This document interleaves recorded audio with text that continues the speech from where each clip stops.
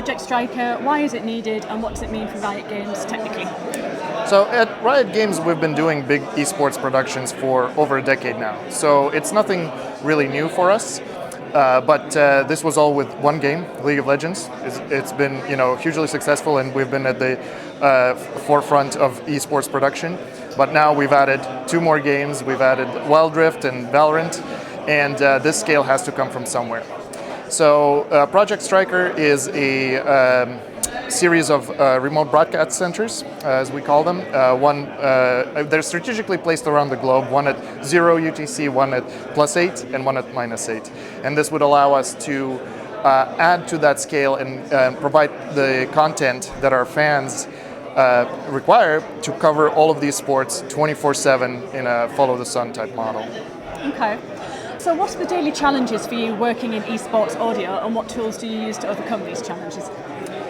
One of the main challenges is the sheer complexity. Because we take care of each aspect of production in-house, including what players hear on stage, like talking to their teams, player comms, and we use that in production, in live production, to tell the story. All of those elements have to be brought together in a cohesive manner, especially when we're dealing with something like AR and wireless cameras, which we use for pretty much every show. All of those incur a different amount of delay. We have to compensate anywhere from 20 to 60 individual delay channels just to make sure that everything's in sync. So this kind of complexity.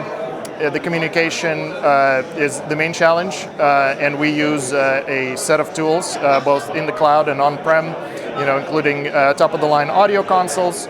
We use expertise of a global team to solve those complexity challenges. Okay. And where do you see cloud and esports audio going in the future?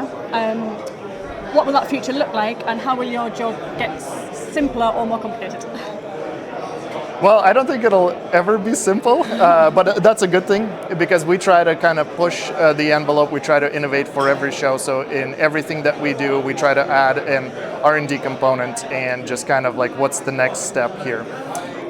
In terms of the future in the cloud, adding scale in the cloud is obviously a logical next step. Adding capacity, as well as giving tools to otherwise underserved regions that might not have a broadcast center in their vicinity, but by enabling them to draw resources from the cloud, that really enables that high level of standard across the board. Brilliant, that's great. Thank you very much. Thank you.